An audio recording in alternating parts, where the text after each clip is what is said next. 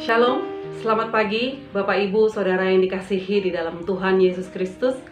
Pagi hari ini, Minggu 1 November 2020, ibadah Gereja Rasuli Indonesia Jemaat Berkat akan dilayani oleh Bapak Pendeta Renaldo Panggabean.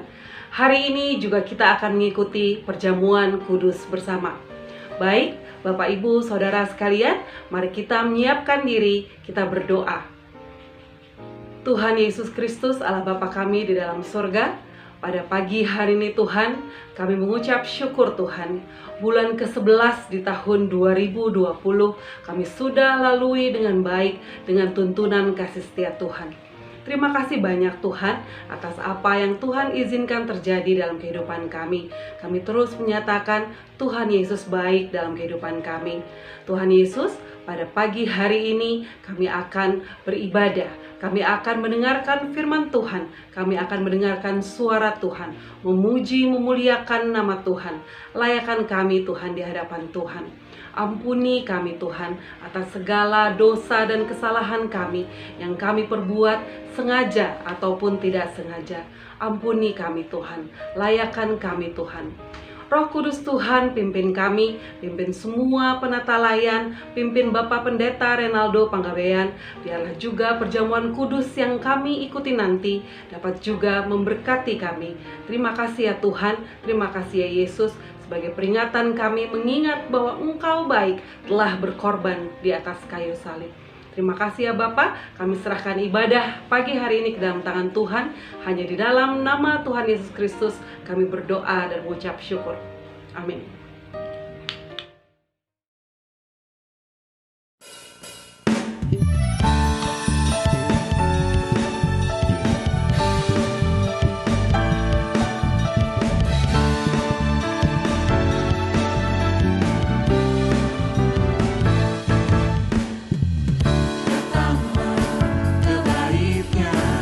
Dengan hati bersyukur ke dalam pelataran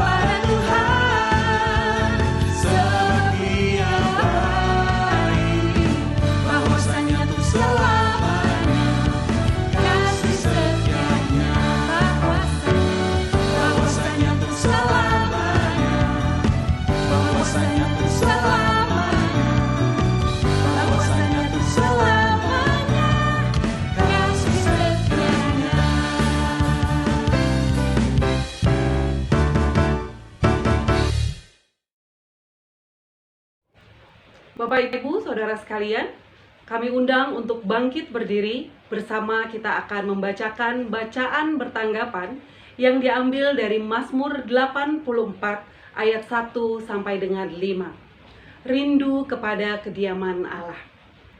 Betapa disenangi tempat kediaman-Mu ya Tuhan semesta alam. Jiwaku hancur karena merindukan pelataran Tuhan. Hatiku dan dagingku bersorak-sorai kepada Allah yang hidup. Bahkan burung pipit telah mendapat sebuah rumah, dan burung layang-layang sebuah sarang, tempat menaruh anak-anaknya. pada mesbah-mesbah-Mu ya Tuhan semesta alam, ya Rajaku dan Allahku. Berbahagialah orang-orang yang diam di rumah-Mu, yang terus-menerus memuji-muji Engkau. Amin. Bapak Ibu, dipersilahkan duduk kembali.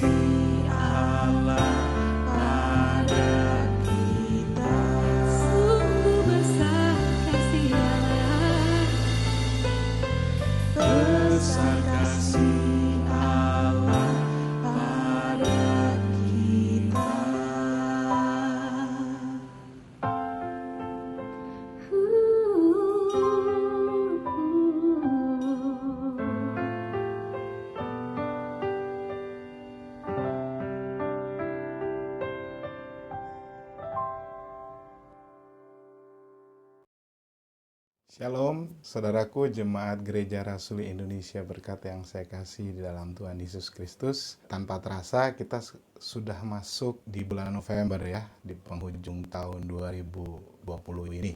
2 bulan lagi kita akan masuk ke tahun 2021. Mari saudara, kita mau merenungkan firman Tuhan. Seperti tema yang sudah disampaikan kepada saudara adalah tentang badai kehidupan. Badai dalam lautan kehidupan kita pasti akan berlalu. Dan ini akan kita lihat dari pengalaman Paulus dari Kisah Para Rasul 27. Apa yang Paulus lakukan, bagaimana Paulus berurusan, berhadapan dengan setiap badai yang dia hadapi dalam perjalanannya melalui laut ke Roma. Saudara buka Kisah Para Rasul 27. Ayat ini cukup panjang sehingga saya tidak membacanya di awal, tetapi saya akan membacanya ayat demi ayat, bagian demi bagian, dan sambil kita merenungkannya. Ya. Baik saudara, mari kita berdoa, kita mohon pimpinan Roh Kudus. Bapa yang baik, kami mengucap syukur kalau kami boleh datang, beribadah, menyembah-Mu, dan berjumpa dengan Tuhan pada pagi hari ini. Kami juga ingin berjumpa dengan Tuhan dengan mendengarkan dan merenungkan firman. Berfirmanlah Engkau saat ini, dan biarlah Roh Kudus yang memberikan iluminasi kepada kami semua, baik hamba yang mau menyampaikan maupun setiap jemaat Tuhan yang mendengarnya. Supaya firman Tuhan itu boleh kami mengerti, boleh kami terima di dalam pikiran dan hati kami, dan juga boleh mengubah kehidupan kami untuk menjadi semakin serupa dengan Kristus. Dalam nama Tuhan Yesus kami berdoa. Amin. Mari saudara di tempat masing-masing buka ya Alkitab dari Kisah Para Rasul 27. Kisah Para Rasul 27. Saudaraku, ini adalah sebuah kisah perjalanan Rasul Paulus menuju Roma. Dan perjalanan ini bukan perjalanan misi ya, seperti 3 perjalanan yang sebelumnya, tetapi ini adalah perjalanan menuju Roma karena dia ingin meminta pembebasan dirinya.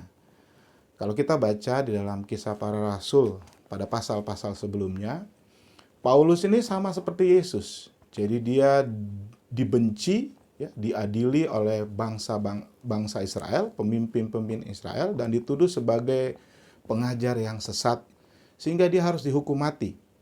Ya, tetapi para pemimpin pemerintahan di Yerusalem, di Israel, itu tidak menemukan kesalahan, sehingga mereka tidak bisa menghukum Rasul Paulus. Dan 3 kali Rasul Paulus diadili di Yerusalem dan di Kaisarea, ya, sampai akhirnya yang terakhir Raja Agripa itu mengatakan kalau engkau mau bebas maka engkau harus minta ke Kaisar karena engkau warga negara Roma, maka pergilah ke Roma. Dan yang akan kita renungkan dan pelajari adalah perjalanan Rasul Paulus dari Kaisarea ke Roma dengan perjalanan laut yang begitu panjang dan begitu banyak badai, krisis ya, di tengah-tengah perjalanan laut itu. Dan kita bisa belajar ya, bagaimana Paulus menyikapi semua krisis yang dia hadapi ketika dia berlayar menuju Roma. Mari saudara, kita baca.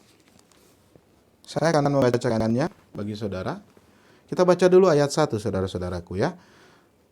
Setelah diputuskan bahwa kami akan berlayar ke Italia, maka Paulus dan beberapa orang tahanan lainnya diserahkan kepada seorang perwira yang bernama Julius dari pasukan Kaisar. Saudara-saudaraku, lanjutan dari pendahuluan yang saya katakan tadi, saudara-saudaraku, akhirnya Paulus itu dikirim ke Roma sebagai tahanan untuk menghadapi Kaisar. Saudara perhatikan di ayat 1 itu ada kata kami. Lukaslah yang menulis Kisah Para Rasul ini. Kalau di dalam pasal-pasal sebelumnya, saudara-saudaraku, Lukas tidak menggunakan kata kami, karena dia menceritakan kejadian-kejadian yang terjadi pada saat itu berdasarkan pengamatannya dia sendiri dan berdasarkan data-data dan hasil dari wawancara orang-orang di sekitar situ ya.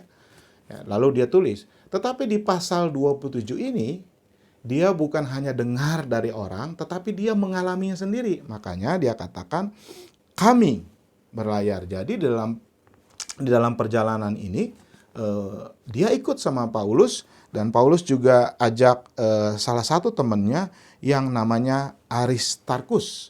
Ya, kalau kita baca lanjutkan ya. Ayat 2 Lukas katakan kami ya. Jadi Lukas ikut di situ.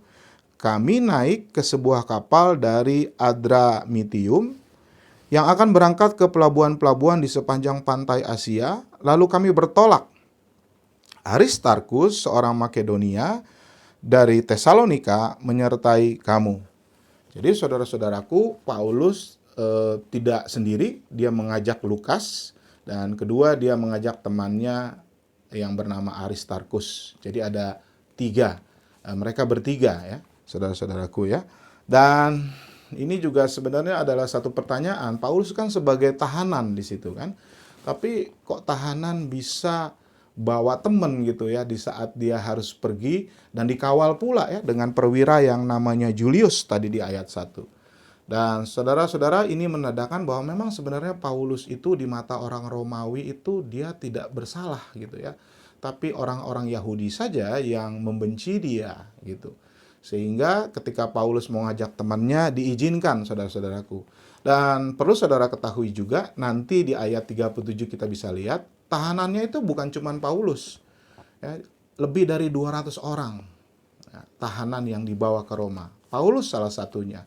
Dan di kapal itu ada 276 orang, termasuk awak kapal dan 2 orang teman Paulus. Ya. Dan kita lanjutkan lagi saudara-saudaraku, ayatnya yang ketiga. Pada keesokan harinya, kami singgah di Sidon.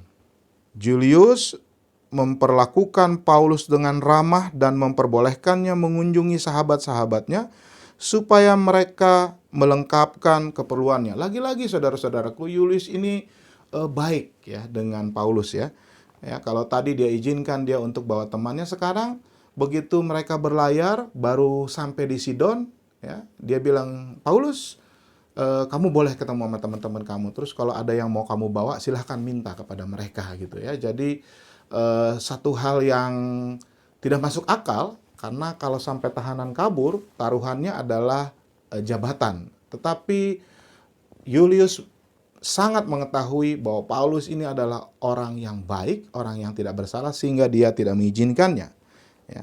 Kemudian mereka berangkat lagi, ayat 4 kita baca, oleh karena angin sakal, kami berlayar dari situ menuju pantai Siprus. Dan setelah mengarungi laut di depan Kilikia dan Pamfilia, sampailah kami di Mira, daerah Kilikia. Di situ perwira kami, Julius tadi, menemukan sebuah kapal dari Alexandria yang hendak berlayar ke Italia, ya, hendak ke Roma berarti ini. Lalu ia memindahkan kami ke kapal itu. Saudara-saudaraku, ini adalah kapal barang. Jadi mereka sampai di Sidon, kemudian mereka dipindah ke kapal lain yang lebih besar tentunya, dan kapal ini berasal dari Alexandria. Alexandria itu adalah ibu kota Mesir pada saat itu. Dan kapal ini membawa makanan sebenarnya, gandum ya, dari Mesir untuk dibawa ke Italia. Dan Justus sebagai perwira memindahkan semua tahanan dan juga pasukan prajurit pengawalnya ke kapal itu. Ya. Jadi saudara-saudaraku, mereka pindah kapal ya untuk terus, ini baru perjalanan pendek, baru sampai Sidon, saudara-saudaraku. Tapi saudara-saudaraku, dikatakan di situ sudah ada halangan yang pertama. Di situ dikatakan ada angin sakal. Saudara tahu angin sakal? Angin sakal itu adalah angin yang berlawanan. Jadi kalau pesawat terbang atau kapal sedang terbang, lalu ditempa oleh angin yang melawan mereka, arah mereka, itu adalah angin sakal, dan itu sangat berisiko. Dan ini adalah tantangan pelayaran pertama dari Paulus dan rombongan, dia dilanda angin sakal, saudara-saudaraku. Sehingga kapalnya itu menjadi tidak bisa jalan. Saudaraku, zaman dulu kapal tidak seperti sekarang, tidak ada radar, tidak ada kompas, ya, tidak ada apa itu namanya yang layar yang di kapal yang sering kita lihat ya, yang radar itu yang kita bisa tahu itu nggak ada, ya. Bahkan mesinnya pun nggak ada. Jadi kapal ini sangat sederhana, hanya layar, hanya mengandalkan layar untuk berangkat, kemudian tenaganya dengan angin, ya sekali-sekali dengan didayung, saudara-saudaraku. Jadi kapal ini sangat sederhana sekali dan tentu saja sangat rentan oleh angin, ya. Kalau ada angin sakal saja, maka dia bisa berubah haluan atau dia nggak maju-maju, gitu, ya. Dan kita lanjutkan lagi, itu tantangan yang pertama, saudara-saudaraku. Mereka kena angin sakal. Lalu kita baca lagi ayat 7 dikatakan, selama beberapa hari berlayar, hampir tidak maju dan dengan susah payah kami mendekati Nidus. Karena angin tetap tidak baik, kami menyusuri pantai Kreta melewati Tanjung Salmone. Sesudah kami dengan susah payah melewati tanjung itu, sampailah kami di sebuah tempat yang bernama Pelabuhan Indah dekat kota Lasea. Sementara itu sudah banyak waktu yang hilang. Waktu puasa sudah lampau dan sudah berbahaya untuk melanjutkan pelayaran. Sebab itu Paulus mengingatkan mereka. Jadi saudara-saudaraku, mereka menemukan lagi halangan, saudara-saudaraku. Mereka nggak bisa maju. Bahkan sampai ke satu tempat yang namanya Nidus, ya, angin tetap nggak baik katanya. Ya, sampai mereka lambat dan dengan susah payah, akhirnya mereka boleh sampai di satu tempat yang namanya Pelabuhan Indah di kota Lasea. Dan saudara-saudaraku, dikatakan di situ ayat 9, udah banyak waktu yang terbuang dalam perjalanan yang baru sedikit saja di dalam pelayaran ini. Dan dikatakan juga itu waktu puasa sudah lampau. Saudara-saudaraku, orang Israel itu, orang Yahudi, puasanya itu pada hari pendamaian atau Yom Kippur. Dan menurut penanggalan Yahudi, kalau diparalelkan dengan penanggalan tahun kita, ini sekitar bulan Oktober-November. Bulan Oktober-November itu adalah menuju musim dingin, dan itu anginnya luar biasa dan bukan saat yang baik untuk berlayar, ya. Tetapi mereka tetap berlayar, ya. Dan mereka sampai ke satu tempat yang namanya Pelabuhan Indah. Tapi kita lihat nanti, saudara, ternyata pelabuhan ini adalah bukan pelabuhan yang indah seperti namanya. Coba kita baca di ayat 10. Ya, dikatakan, saudara-saudara, aku lihat, ya, Paulus ngomong nih kepada teman-temannya. Dia tahanan tapi dia ngomong kepada para pemimpin di kapal itu. Aku lihat bahwa pelayaran kita akan mendapatkan kesukaran, kerugian besar, dan bukan saja bagi muatan dan kapal, tetapi juga bagi nyawa. Ya, ini juga kapal kargo, saudara-saudaraku. Dia mengangkat barang-barang, dia mengangkat barang utamanya dalam mengangkat gandum ke Italia. Dan Paulus sudah berpengalaman di dalam berlayar. Kita tahu di dalam 2 Korintus pun dikatakan, aku sudah 3 kali, kalau nggak salah 2 Korintus 11 ayat 25. Dikatakan, aku sudah 3 kali karam. Bahkan aku pernah dalam sehari penuh terombang ambing di tengah lautan, kata Paulus. Nah, berdasarkan pengalaman itu, Paulus kasih tahu, kita nggak bisa lanjutin nih pelayaran. Karena menurut pengalaman saya, kita akan susah, gitu ya. Karena saya sudah punya pengalaman, ya. Lalu apa tanggapan dari Julius dan orang-orang di kapal itu? Ayat 11 dikatakan bahwa perwira itu lebih percaya kepada jurumudi dan nahkoda daripada perkataan Paulus. Karena pelabuhan itu tidak baik untuk tinggal di situ selama musim dingin, maka kebanyakan dari mereka lebih setuju untuk berlayar terus dan mencoba mencapai kota Phoenix untuk tinggal di situ selama musim dingin. Kota Phoenix adalah sebuah pelabuhan pulau Kreta yang terbuka ke arah barat daya dan ke arah barat laut. Ayat 13 kita lanjutkan, pada waktu itu angin sepoi-sepoi bertiup. Nah, ini angin sepoi-sepoi, ini angin yang bersahabat ya, dari selatan, dan mereka menyangka bahwa maksud mereka sudah tentu akan tercapai. Mereka pasti akan sampai ke Roma maksudnya ya. Jadi mereka membongkar sauh ya, artinya jangkarnya itu diangkat ya, dimasukkan, lalu mereka berlayar dekat sekali menyusuri pantai Kreta. Ayat 14 ya. Tetapi tidak berapa lama kemudian turunlah dari arah pulau itu angin badai yang disebut angin laut. Saudara-saudaraku, Julius tidak mau mengikuti saran Paulus yang sudah berpengalaman. Dia bilang berangkat terus aja. Paulus bilang tinggallah di sini yang namanya Pelabuhan Indah. Tetapi rupanya Pelabuhan Indah itu terkenal sebagai tempat yang nggak enak untuk berlabuh. Sehingga menurut mereka mendingan kita pergi aja cari tempat yang lain. Ya. Tetapi begitu mereka pergi, ya, dan tambah lagi dibilang anginnya tuh bersahabat kok, anginnya sepoi-sepoi gitu loh. Tapi begitu mereka berangkat, ternyata ada angin badai, saudara-saudaraku, yang disebut dengan angin timur laut. Ya, dan itu nggak lama setelah mereka berlayar, saudara-saudaraku, badai kembali datang dalam perjalanan laut Paulus beserta rombongan. Angin badai, bahkan angin yang lebih bahaya lagi daripada angin sakal yang tadi, saudara-saudaraku. Saudara-saudaraku, sesungguhnya perjalanan hidup kita sama seperti perjalanan pelayaran Paulus. Kita ini ibaratnya sedang naik kapal dan menjalani pelayaran. Dan pasti di dalam perjalanan kita akan menemukan banyak kesulitan. Kita akan menemukan angin, dari angin sakal sampai angin badai, saudara-saudaraku. Dan juga akan bertemu dengan gelombang-gelombang hidup. Saudara dan saya di dalam menjalani perjalanan hidup ini pasti akan mengalami badai. Badai saudara, badai saya. Kita bisa mempunyai badai yang unik, saudara-saudara. Kita lihat saja dalam perjalanan ini. Sejauh ini sampai dengan ayat 14, kita sudah melihat bahwa begitu banyak halangan. Ayat 4 dikatakan tadi angin sakal. Ayat 7 dikatakan mereka susah payah untuk sampai ke tempat yang namanya Knidus. Lalu ayat 8 juga dikatakan susah payah untuk melewati Tanjung Salmone.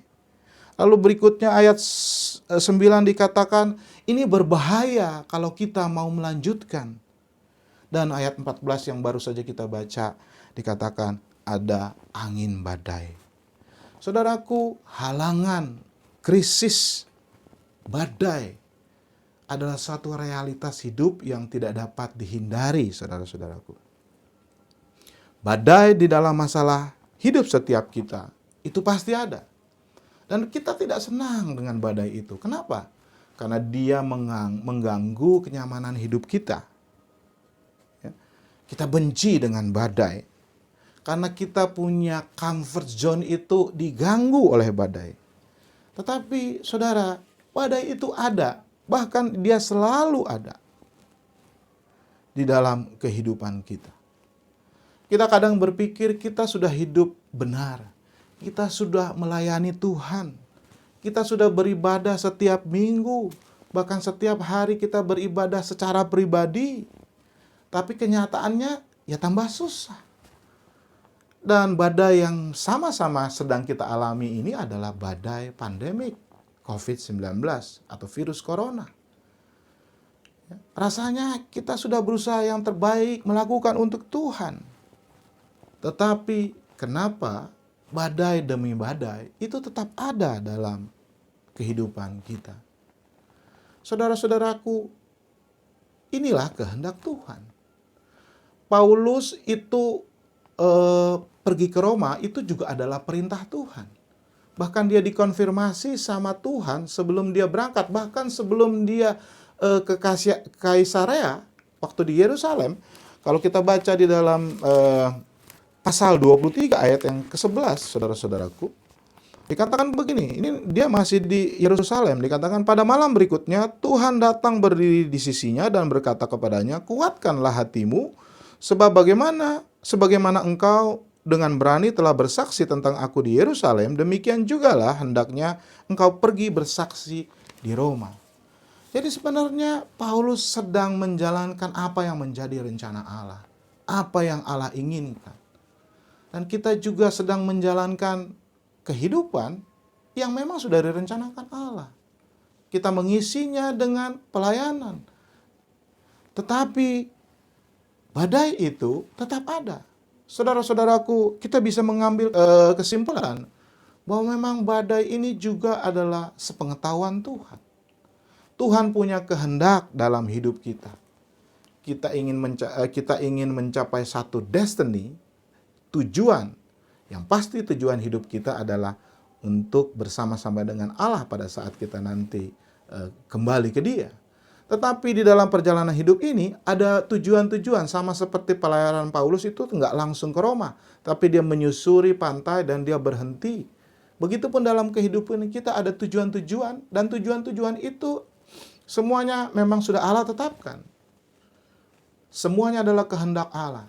Tetapi yang dapat kita pelajari, ya, tujuan yang baik adalah kehendak Allah. Namun kita harus mencapainya tidak dengan mudah. Kita tetap mencapainya dengan menghadapi angin sakal dalam hidup kita. Tetap kita harus menghadapi bahaya, kesulitan, dan pencobaan. Dalam hidup kita, kita perlu tunduk sama Tuhan. Ya. Kita tetap pegang tujuan Tuhan. Sekalipun kenyamanan kita terganggu, saudara-saudara, oleh badai yang datang dalam hidup kita. Tetapi sesungguhnya Tuhan izinkan badai itu datang dalam hidup kita untuk menguji, tetapi juga memperkuat iman kita kepada Tuhan.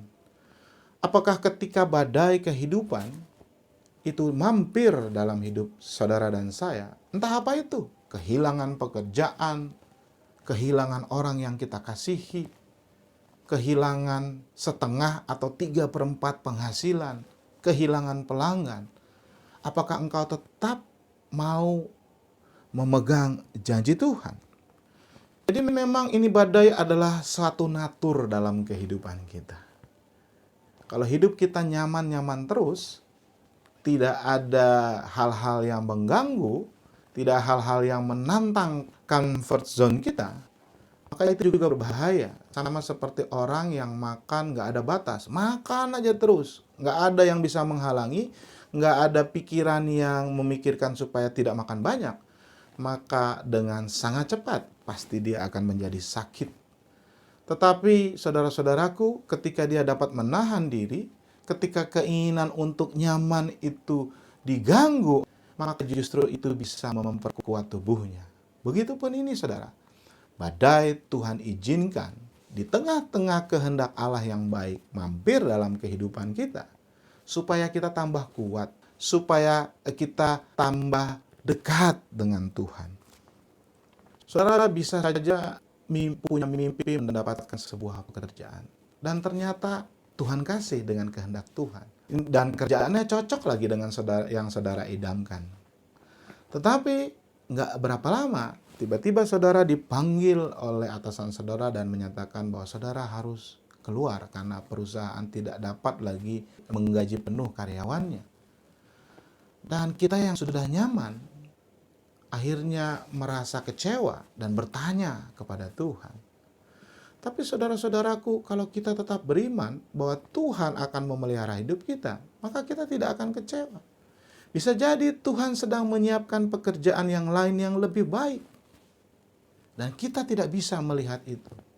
Oleh karenanya, apapun badai kehidupan kita, saudara dan saya, tetaplah pegang janji Tuhan. Tuhan memang kadang menggoncangkan hidup kita untuk memberikan sesuatu yang lebih baik, saudara-saudara. Mari saudara lanjutkan kita ke ayat 15. Kita baca sampai ayat 19 ya.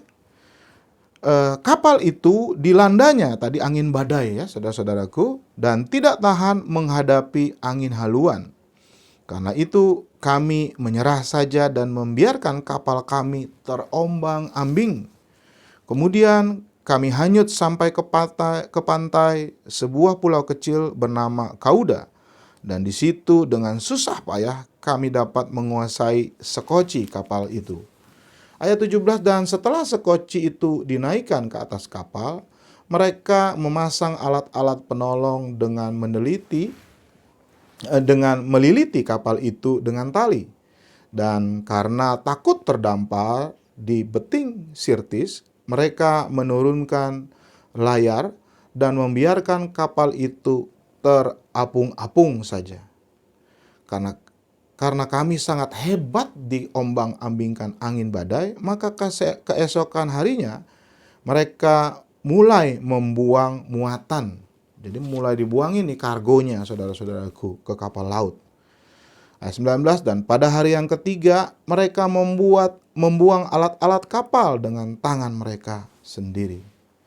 Saudara-saudaraku, seperti yang sudah saya katakan tadi, alat navigasi mereka cuma bintang, saudara-saudara. Mereka tidak punya sonar, tidak punya radar, tidak punya kompas.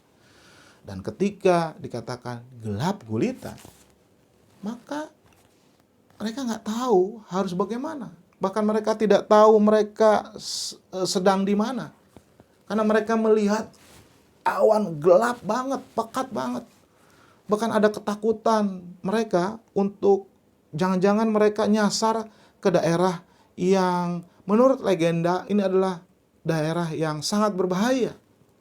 Ya, mungkin kalau sekarang itu ada yang disebut dengan segitiga Bermuda, yang kalau kapal masuk ke situ akan pasti karam dan mati semua penumpangnya. Beting Sirtis ini adalah satu daerah seperti itu yang selalu dihindari oleh kapal-kapal. Mereka nggak tahu di mana, bahkan mereka takut, saudara-saudaraku, terdampar ke daerah yang terkenal berbahaya. Dikatakan mereka terapung-apung saja. Udah terapung-apung, tiba-tiba ada ombak yang sangat hebat mengombang-ambingkan mereka. Sehingga supaya kapalnya stabil, mereka harus membuang muatan kapalnya. Mereka harus membuang kargonya. Ya. Dan 3 hari kemudian, mereka masih juga diamuk oleh gelombang. Akhirnya mereka terpaksa membuang ke laut. Dikatakan di situ adalah alat-alat kapal. Ya, jadi kalau tadi muatannya, sekarang alat-alatnya. Saya tidak tahu alat-alatnya apa, tapi bisa jadi mungkin bangku dicopot, meja dicopot, apa yang berat-berat itu, yang peralatan kapal itu dibuang, saudara-saudaraku. Saudara-saudaraku, ada prinsip kedua yang bisa kita pelajari. Ya. Badai itu merubah kita. Badai itu menguji nilai hidup kita. Apa yang penting dalam hidup kita? Apa yang bernilai menurut kita? Ternyata membuat kita harus melepaskan semuanya. Saudara-saudaraku, gandum adalah muatan utama dari kapal ini. Dan ketika mereka sampai ke Italia, mereka serahkan gandumnya, maka mereka akan mendapatkan bayaran. Dengan perkata lain, gandum adalah harta yang penting bagi kapal ini. Kalau mereka nggak bawa gandum, mereka nggak dapat bayaran. Mereka nggak dapat hidup. Ngerti ya saudara? Saudara-saudaraku, ini adalah satu gambaran. Kadang-kadang di saat badai, kita juga harus melepas apa yang menurut kita berharga, saudara-saudaraku. Saat ini, di saat pandemik, mungkin juga ada yang berharga yang harus kita lepaskan. Kita terpaksa harus melepaskan pekerjaan kita. Kita harus terpaksa melepaskan rumah kita, mobil kita, harta kita. Kita harus melepaskan usaha kita, karena pendapatan sudah lebih kecil daripada pengeluaran. Kita harus melepas semua karyawan kita. Padahal selama ini itulah yang menghidupi kita. Selama ini itu adalah hidup kita. Tetapi badai ini begitu dahsyat, begitu menggoncang, begitu membuat kita terombang-ambing sehingga kita harus melepaskan semuanya itu. Badai memaksa kita untuk melepas nilai-nilai yang baik dalam hidup kita. Dan ini yang Tuhan izinkan terjadi, saudara-saudaraku, di dalam perjalanan kehidupan kita. Dan kita harus rela. Saudara-saudaraku, ada seorang pegulat di Eropa, ya, pegulat wrestling, ya, jadi bukan petinju tapi pegulat wrestling, saudara tahu ya, kalau saudara lihat di channel-channel TV Amerika. Dia bercita-cita untuk datang ke Amerika dan mengalahkan pegulat yang nomor 1. Dan dengan berjuang akhirnya ya, dia sampai ke Amerika dan dia berhasil mengalahkan juara pertama pegulat internasional. Dan saudara bayangkan ya, kalau seorang pegulat itu ya, wrestling itu ya, badannya seperti apa. Dan akhirnya dia mendapat hadiah, saudara-saudaraku. Hadiahnya $5.000. Kemudian dia bertanding lagi, dia dapat hadiah $10.000. Dan akhirnya dia dapat duit banyak. Tetapi dia minta duitnya itu dalam bentuk koin emas, gitu ya. Dan koin emas itu akan dia taruh di dalam baju yang dia rancang khusus yang ada di tubuhnya dia, sehingga tidak bisa hilang ya, karena selalu ada beserta dia. Dan ya pasti nggak ada orang yang berani merampoknya karena dia adalah seorang pegulat juara 1 dunia. Dan akhirnya ya, dengan pakaian yang penuh dengan koin emas ya, lebih mungkin dari nilainya $10.000 ya, dia pulang naik kapal ke Eropa. Di tengah jalan, saudara-saudaraku, kapal itu seperti kapal Paulus, ditimbus gelombang, menabrak karang, dan akhirnya mulai tenggelam. Orang-orang mulai menyelamatkan diri, tetapi dia tidak bisa menyelamatkan diri. Kenapa? Karena ada harta di dalam tubuhnya yang memberatkan dia, sehingga dia sama seperti jangkar. Dia tenggelam sampai ke dasar laut. Bahkan sebelum sampai ke dasar laut, dia sudah mati. Saudara-saudaraku, di tengah-tengah badai, kadang Tuhan mengizinkan kita atau menyuruh kita untuk melepaskan semua yang selama ini berharga, supaya engkau bisa tetap hidup. Saya pikir kalau kita sempat mewawancari orang-orang itu, namanya Yusuf, saudara, ya, wrestler ini. Kalau Yusuf ketika dalam perjalanannya menuju dasar laut gitu, bagaimana? Kamu puas nggak? Mungkin dia akan katakan, kalau bisa saya lepaskan semua ini, harta emas ini, supaya saya bisa hidup. Tapi dia tidak berdaya, dia tetap memegangnya, karena memang tidak mudah untuk melepaskannya. Sampai akhirnya dia mati tenggelam, saudara-saudaraku. Jadi badai bisa membuat kita kehilangan nilai, mengorbankan nilai-nilai yang baik yang harus kita alami. Saudara-saudaraku, saya lanjutkan ke ayat 20 ya. Dikatakan setelah beberapa hari lamanya, baik matahari maupun bintang-bintang tidak kelihatan. Angin badai dahsyat dan terus-menerus mengancam kami, dan akhirnya putuslah segala harapan kami untuk dapat menyelamatkan diri. Nggak ada terang sedikit pun di langit, sehingga mereka nggak tahu mereka di mana. Bahkan harapan mereka untuk selamat menjadi hilang. Saudaraku, saya mencatat sampai pada poin ini, sudah ada kurang lebih 9 halangan yang dihadapi oleh kapal Paulus dan rombongan di dalam perjalanannya menuju Roma. Bahkan 10, saudara-saudaraku. Dan akhirnya mereka putus asa. Dan saudara, mari kita lanjutkan. Ayat 21 dikatakan, dan karena mereka beberapa lamanya tidak makan, berdirilah Paulus di tengah-tengah mereka dan berkata, saudara-saudara, jika sekiranya nasihatku dituruti, dia kan sudah menasihati tadi, supaya kita jangan berlayar dari kereta, kita pasti terpelihara dari kesukaran dan kerugian ini. Tetapi sekarang, juga dalam kesukaran ini, aku menasihatkan kamu. Nah, ini adalah kuncinya Paulus. Saudara perhatikan ayat ini. Saya ulangi ayat 22. Tetapi sekarang juga dalam kesukaran ini pun, aku menasihatkan kamu supaya kamu tetap bertabah hati. Kenapa? Sebab tidak seorang pun di antara kamu yang akan binasa kecuali kapal ini.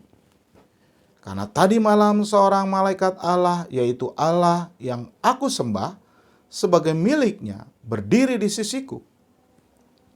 Dan ia berkata, jangan takut Paulus, engkau harus menghadap Kaisar, dan sesungguhnya oleh kasih karunia Allah, maka semua orang yang ada bersama-sama dengan engkau di kapal ini akan selamat karena engkau.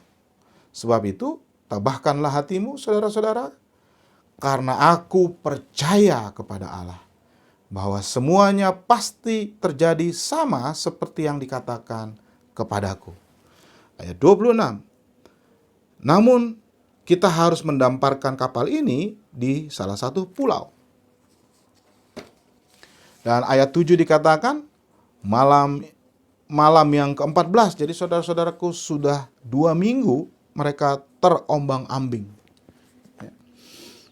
di Laut Adria, tetapi kira-kira tengah malam anak kapal mereka merasa bahwa mereka telah dekat daratan. Sampai di sini dulu saudara.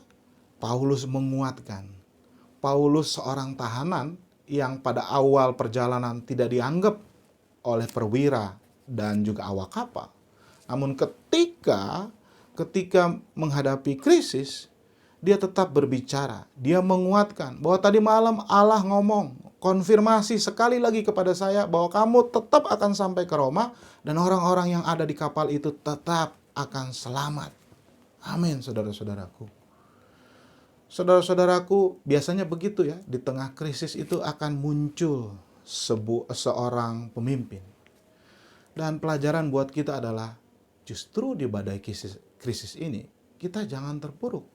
Justru kita harus bisa menjadi orang yang memberkati orang lain, saudaraku. Terutama orang-orang yang belum mengenal Kristus. Justru badai ini adalah satu kesempatan kita untuk bersaksi seperti Paulus, bahwa Allah yang dia sembah adalah Allah yang memilikinya dan Allah yang tetap pada janjinya. Dan kamu semua akan selamat. Tidak perlu khawatir. Jadi dikatakan tabahkanlah hatimu. Ya, Allah menyertai. Ya, sekalipun mereka sudah 14 hari terapung. Kita lanjutkan saudara-saudaraku. Ya, lalu mereka tengah malam jadi mereka merasakan bahwa mereka telah dekat daratan. Jadi feeling awak kapal ini sudah terbiasa. Mungkin mereka sudah mendengar ada suara pecahan ombak. Berarti ada pantai, saudara-saudaraku. Ya, sehingga mereka berinisiatif mengukur kedalaman laut. Maka ayat 28 dikatakan, mereka mengulurkan batu duga, ternyata air di situ 20 depa dalamnya. Lalu mereka maju lagi, sedikit lagi, dan mereka menduga lagi, ternyata 15 depa. Jadi semakin tidak dalam, semakin cetek, saudara-saudaraku.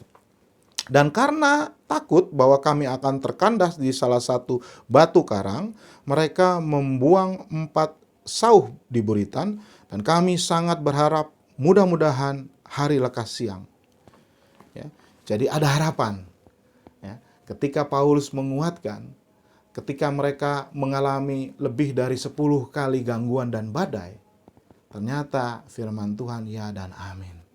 Mulai terlihat harapan. Saudaraku, bagaimana dengan saudara? Apakah saudara sudah melihat secercah harapan yang dari Allah di tengah-tengah badai krisis ini? Kita lanjutkan saudara-saudaraku, akan tetapi anak-anak kapal berusaha melarikan diri dari kapal. Mereka menurunkan sekoci dan berbuat seolah-olah mereka hendak melabuhkan beberapa sauh di haluan. Karena itu Paulus berkata kepada perwira dan prajurit-prajuritnya, jika mereka tidak tinggal di kapal, kamu tidak mungkin selamat. Lalu prajurit-prajurit itu memotong tali sekoci dan membiarkan mereka hanyut. Ketika hari menjelang siang, Paulus mengajak semua orang untuk makan. Katanya, sudah 14 hari lamanya kamu menanti-nanti saja, menahan lapar dan tidak makan apa-apa. Ada halangan berikutnya, saudara-saudaraku. Ada orang-orang yang ingin pergi. Tapi kembali lagi Paulus muncul sebagai pemimpin dan mengatakan, kalau kamu pergi, kamu tidak akan selamat. Lalu Paulus juga berinisiatif untuk mengajak mereka makan, saudara-saudaraku. Di ayat 34 dikatakan, sesudah berkata demikian, ia mengambil roti, mengucap syukur kepada Allah di hadapan semua mereka, memecah-mecahkannya, lalu mulai makan. Maka kuatlah hati mereka, semua orang di situ, dan mereka pun makan juga. Dan ini ayat 27 dikatakan, jumlah kami semuanya di kapal itu 276. Saudaraku, badai mulai mereda, saudara-saudaraku. Ya.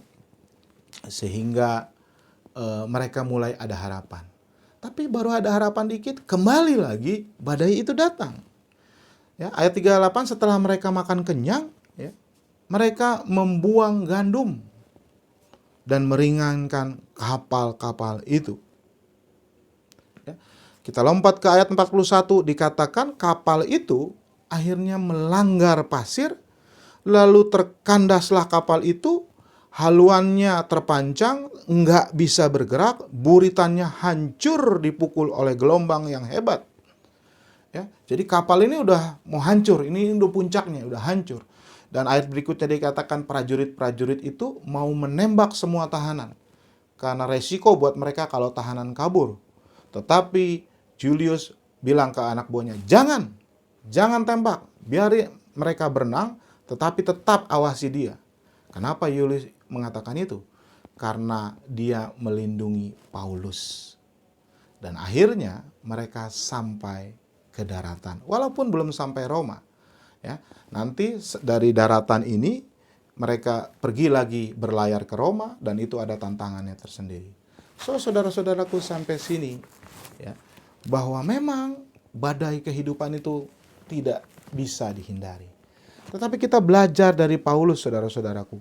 Apa sebenarnya yang menguatkan Paulus ketika dia menghadapi berbagai macam gelombang? Saudara-saudaraku, sebagai penutup, ada 3 hal yang bisa kita pelajari dari Paulus ketika dia menghadapi gelombang dalam hidupnya. Yang pertama adalah hidupnya adalah milik Allah, dan itu dia deklarasikan, saudara-saudaraku. Di dalam ayat 27 di pasal 27 tadi, saudara-saudaraku. Di ayat 23 dia katakan begini. Karena tadi malam seorang malaikat Allah, yaitu dari Allah yang aku sembah, sebagai miliknya. Oh, saudara-saudaraku, ini adalah deklarasi yang luar biasa. Paulus tahu bahwa dia adalah milik Kristus. Dia adalah milik Allah. Sehingga seberat apapun cobaan yang dihadapi, dia tidak takut karena dia adalah milik Allah. Ini adalah jangkar rohani, sauh rohani yang dimiliki oleh Paulus di dalam menghadapi. Jadi yang pertama adalah dia sadar bahwa dia adalah milik Allah. Saudaraku, pertanyaan buat saudara, apakah saudara sudah menjadi milik Kristus? Sudahkah engkau menyerahkan hidupmu bagi Kristus? Paulus sudah. Dan dia tidak takut menghadapi apapun. Bahkan dia tahu bahwa dia akan selamat. Itu adalah jangkar sauh rohani yang pertama yang Paulus punya. Bahwa dia menyatakan dirinya adalah milik Kristus. Karena kalau engkau miliknya Kristus, berarti engkau itu hartanya Tuhan. Engkau adalah propertinya Tuhan. Ya. Maka Tuhan akan bertanggung jawab terhadap engkau apapun yang sedang engkau hadapi. Sama seperti engkau selalu bertanggung jawab terhadap propertimu, maka Tuhan juga akan bertanggung jawab kepada miliknya. Yang kedua, jangkar rohani, sauh rohani yang dimiliki Paulus sehingga dia tidak terombang-ambing ketika menghadapi badai kehidupannya adalah bahwa dia katakan bahwa saya adalah orang yang melayani Tuhan. Saya adalah orang yang menyembah Allah. Kembali lagi kita baca di ayat 23 dikatakan, yang bagian yang kedua, yaitu dari Allah yang aku sembah. Saudara-saudaraku, Paulus melayani Allah. Karena itu dia boleh yakin bahwa Tuhan tetap mau pakai Paulus. Sehingga ketika yang di depannya ini adalah hal yang menakutkan dia, hal yang badai yang dapat mengganggu dia, dia tetap yakin bahwa Tuhan tetap akan kasih hidup sama dia. Karena dia adalah pelayan Allah. Saudaraku, pertanyaannya, sudahkah saudara melayani Tuhan? Melayani Tuhan tidak harus sebagai pekerja, sebagai majelis.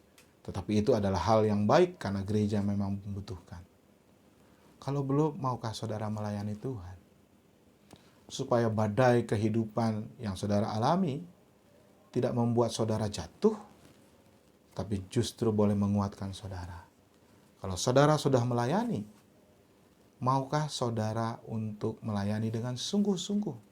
Bukan hanya sebagai jabatan, tetapi engkau sungguh-sungguh melayani Allah. Jangkar rohani Paulus yang kedua adalah bahwa dia adalah pelayan Tuhan. Dan memang terbukti Tuhan menyelamatkan dia sampai ke Roma. Dan di Roma Tuhan pakai dia untuk menyelamatkan banyak orang. Ya. Jadi kalau saudara berdoa, maka berdoalah kepada Tuhan. Katakan bahwa engkau mau melayani Tuhan. Saudaraku, kalau saya pernah berdoa, saya katakan, Tuhan kasih saya umur panjang. Kasih saya kesehatan. Tetapi kalau memang Tuhan mau panggil saya lebih cepat, karena saya akan bersama-sama dengan Tuhan. Tapi kalau boleh Tuhan kasih saya umur panjang, dan saya akan menggunakan waktunya untuk melayani Tuhan. Bagaimana dengan doa saudara? Saudara minta umur panjang untuk apa? Untuk menikmati dunia ini? Ya? Untuk mencari harta dunia ini yang satu saat bisa saja saudara harus lepas? Atau untuk melayani Tuhan? Yang ketiga, saudara-saudaraku, jangkar rohani dari Paulus sehingga dia bisa kuat menghadapi badai. Ia percaya kepada Allah. Ayat 25 dikatakan, dia berkata kepada orang-orang lain di kapal itu, tabahkanlah hatimu saudara-saudara, karena aku percaya kepada Allah. Karena aku percaya kepada Allah bahwa semuanya pasti terjadi sama seperti yang dinyatakan kepadaku. Saudara-saudaraku, di saat badai-badai, kesulitan, angin sakal ataupun angin gelombang datang dalam hidup saudara, menerpa hidup saudara, katakanlah bahwa engkau percaya kepada Allah. Engkau mempunyai iman yang sejati kepada Allah dan firman-Nya. Engkau memegang janji dan perkataannya. Aku percaya kepada Allah. Sebagai ilustrasi penutup saudara-saudara, saudara tahu ada Presiden Amerika yang namanya Abraham Lincoln. Saudara-saudaraku, pada saat dia sudah meninggal, ditemukan Alkitabnya ada satu ayat yang udah mulai rusak, saudara-saudaraku. Ya. Ayatnya itu dari Mazmur 34, saudara. Saya bukain ya. Mazmur 34 ayat 4. Jadi di ayat ini itu rusak. Ayat ini rusak. Kenapa ayat ini rusak, saudara-saudaraku? Karena Abraham Lincoln itu menghadapi berbagai macam cobaan dan godaan dalam hidupnya selama dia memerintah. Dan ketika dia menghadapi masalah dalam hidupnya, maka dia hanya membuka ayat itu lalu dia ketok-ketok ayat itu. Sambil dia baca dia ketok-ketok gitu. Sehingga sampai rusak Alkitab itu. Dan apa bunyinya saudara? Dikatakan Mazmur 34 ayat 5. Aku telah mencari Tuhan, lalu Ia menjawab aku dan melepaskan aku dari segala kegentaranku. So, saudara-saudara, Badai kehidupan adalah realitas. Tetapi kita bisa dapat kuat untuk menghadapinya kalau kita berdoa. Seperti doa dari pemazmur, bahwa kita mau mencari Tuhan, dan Tuhan akan melepaskan kita dari segala ketakutan kita. Saudaraku, kiranya saudara diberkati oleh firman Tuhan hari ini yang diteladani oleh Paulus. Di dalam kita mengarungi lautan kehidupan kita. Tuhan memberkati. Amin. Mari kita berdoa. Bapa dalam surga, terima kasih untuk firman Tuhan yang menguatkan kami bahwa badai kehidupan adalah sebuah realita. Dia yang mengganggu kenyamanan kami. Dia yang mengambil nilai-nilai yang sudah kami pegang sehingga kami menjadi jatuh lagi. Tetapi kami boleh belajar dari Paulus bahwa ketika kami sadar bahwa kami adalah milik Allah, ketika kami melayani Tuhan, menyembah Tuhan, ketika kami menaruh iman dan percaya yang sungguh-sungguh kepada Allah, maka janji Tuhan itu tidak pernah dibatalkan. Kami tetap akan sampai ke tujuan dan kami bisa menghadapi semua badai kehidupan kami. Hamba tidak tahu apa yang terjadi, apa yang menjadi badai kesulitan dari anak-anak-Mu. Tetapi Engkau ada di tengah-tengah mereka. Kuatkan mereka ya Bapa, sehingga mereka boleh menghadapi, boleh berurusan dengan baik dengan badai kehidupan mereka. Bahkan mereka boleh Engkau pakai untuk menjadi berkat dan saksi bagi orang-orang lain yang belum mengenal Tuhan di tengah-tengah krisis hidup mereka. Dalam nama Yesus kami berdoa. Haleluya. Amin. Saudaraku, kita akan masuk dalam perjamuan kudus. Dan sebelum perjamuan kudus, saya berikan waktu kepada saudara untuk merenungkan firman Tuhan yang sudah kita renungkan tadi. Dan juga sambil saudara berdoa kepada Tuhan, mempersiapkan diri. Dan saudara boleh merenungkannya dengan mendengarkan sebuah pujian yang berjudul The Ocean, yang akan dibawakan oleh saudari Tina Simanjuntak bersama-sama dengan para singers dan pemusik.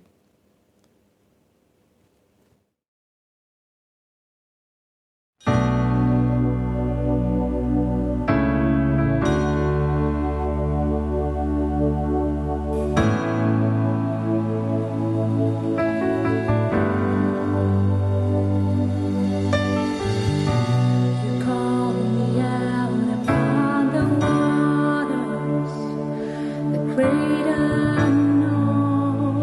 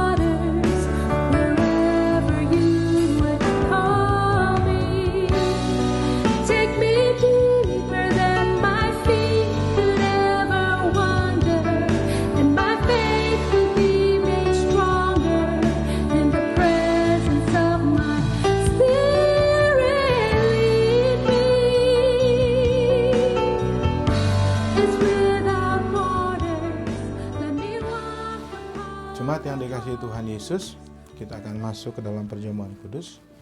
Saudaraku, saya ingin membacakan ayat Alkitab yang boleh menjadi dasar untuk perjamuan kudus kita pada pagi ini. Dari pasal yang sama, dari Kisah Para Rasul 27, saya akan membacakannya lagi ayat 34 sampai dengan 36. Dikatakan begini, "Karena itu aku menasihati kamu, supaya kamu makan dahulu. Hal itu perlu untuk keselamatanmu. Tidak seorang pun di antara kamu akan kehilangan sehelai pun dari rambut kepalanya." Sesudah berkata itu, ia mengambil roti, mengucap syukur kepada Allah di hadapan semua mereka, memecah-mecahkannya, lalu mulai makan. Maka kuatlah hati semua orang, dan mereka pun makan juga. Saudara-saudaraku, Paulus saat ini di ayat ini bukan sedang melakukan perjamuan kudus, saudara-saudaraku. Karena yang diajak makan adalah orang-orang yang belum percaya. Orang percaya di kapal itu cuma 3. Ya. Tetapi sebelum mereka makan, Paulus menggunakan cara yang digunakan Tuhan Yesus, yaitu cara perjamuan kudus. Dia mengambil roti, mengucap syukur, memecah-mecahkan, dan membagikannya. Dan akibatnya, saudara-saudaraku, di ayat 36 dikatakan, maka kuatlah hati semua orang, dan mereka pun makan juga. Berarti saudara-saudaraku, perjamuan kudus ya, itu memberi dampak, menguatkan kita, dan memberikan rekonsiliasi. Orang-orang di dalam kapal itu menjadi kompak, menjadi sehati. Maka saudara, dengan kita mengambil perjamuan kudus pada pagi hari ini, imanilah dengan perjamuan kudus, maka kita akan dikuatkan iman kita. Bahkan di antara keluarga kita, saudara kita, akan ada rekonsiliasi. Terpuji nama Tuhan. Mari saudara, siapkan roti dan anggur saudara. Kita akan bersama-sama masuk perjamuan kudus. Kita akan melakukannya secara bersama-sama, dan saya akan memimpinnya. Saudaraku, saya undang untuk bangkit berdiri. Saudara pegang hosti yang adalah tubuh Kristus di tangan kanan saudara, dan saudara boleh mengangkatnya di atas kepala saudara. Tuhan Yesus pada malam waktu ia diserahkan, mengambil roti. Lalu sesudah itu ia mengucapkan syukur atasnya, ia memecah-mecahkannya dan berkata, "Inilah tubuhku yang diserahkan kepada kamu. Perbuatlah ini menjadi peringatan akan aku." Saudaraku, saudara percaya ini adalah tubuh Kristus?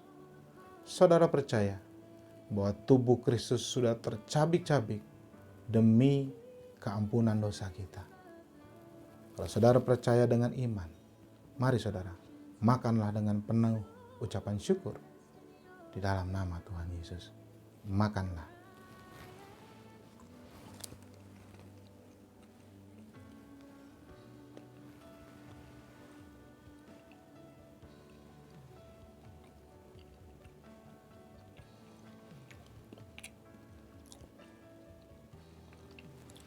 Saudaraku, sesudah itu Yesus juga mengambil cawan.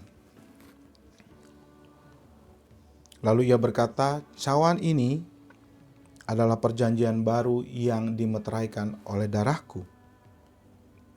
Perbuatlah ini setiap kali kamu minumnya, menjadi peringatan akan daku." Saudaraku, ingatlah, darah Yesus sudah tercurah untuk menembus dosa seluruh dunia. Di luar darah Kristus tidak ada penebusan dosa dan hidup yang kekal. Oleh karenanya, minumlah dengan penuh ucapan syukur di dalam nama Tuhan Yesus. Minumlah.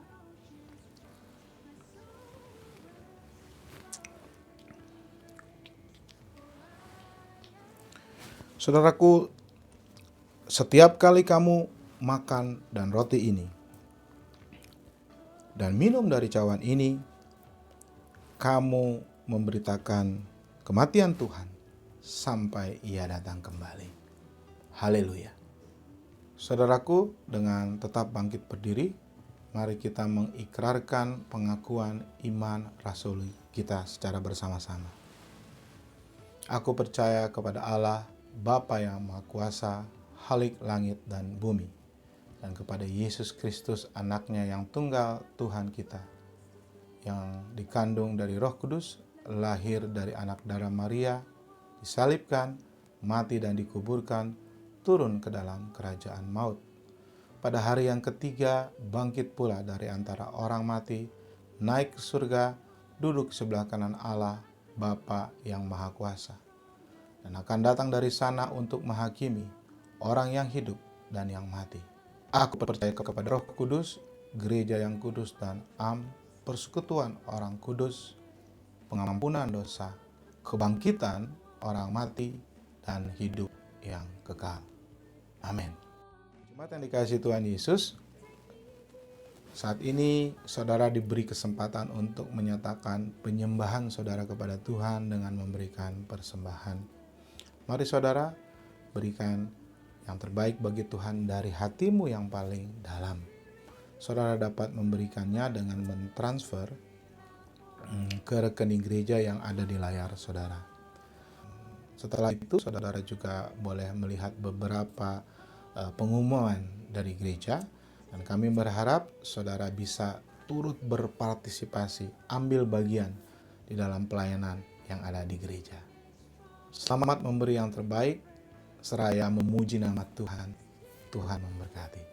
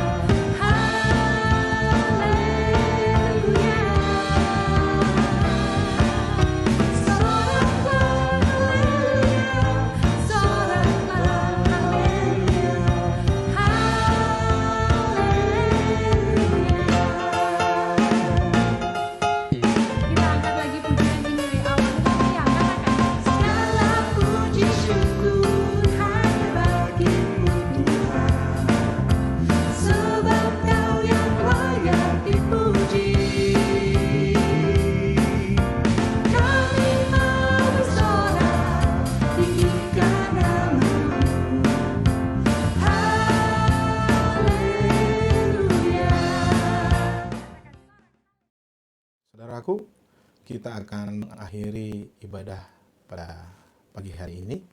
Mari kita kembali tundukkan kepala kita dan kita berdoa kepada Tuhan.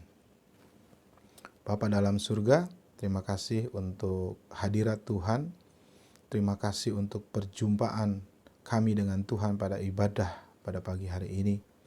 Hamba mau berdoa untuk setiap jemaat Tuhan. Tuhan dengar doa mereka, apa yang menjadi pergumulan mereka. Tuhan pelihara hidup mereka. Tuhan kuatkan iman mereka. Kalau saja di antara anak-anak-Mu ini sedang menghadapi badai kehidupan, apapun jenis krisis yang sedang mereka alami, tetapi biarlah kepercayaan mereka kepada Tuhan, iman mereka kepada Tuhan, pelayanan mereka kepada Tuhan boleh menguatkan mereka, sehingga mereka tidak tumbang, justru mereka boleh berdiri tegak dan kuat.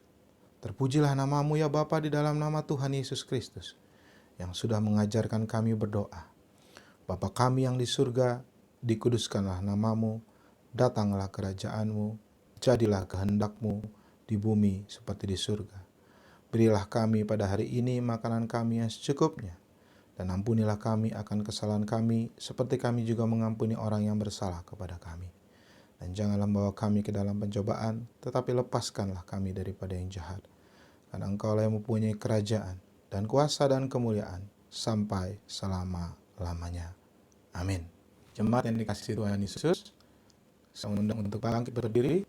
Mari arahkan hatimu, angkat tanganmu, tengadahkan wajahmu kepada Tuhan. Terima dan aminkan berkat dari Tuhan. Tuhan memberkati engkau dan melindungi engkau. Tuhan menyinari engkau dengan wajah-Nya dan memberi engkau kasih karunia. Tuhan senantiasa menghadapkan wajah-Nya kepadamu dan memberi engkau damai sejahtera. Anugerah dan cinta kasih dari Allah Bapa dan Tuhan kita Yesus Kristus, serta kekuatan dan penghiburan dari Roh Kudus kiranya menyertai engkau sekalian dari hari ini, besok, sampai Tuhan Yesus datang kembali, bahkan sampai selama-lamanya. Haleluya. Amin.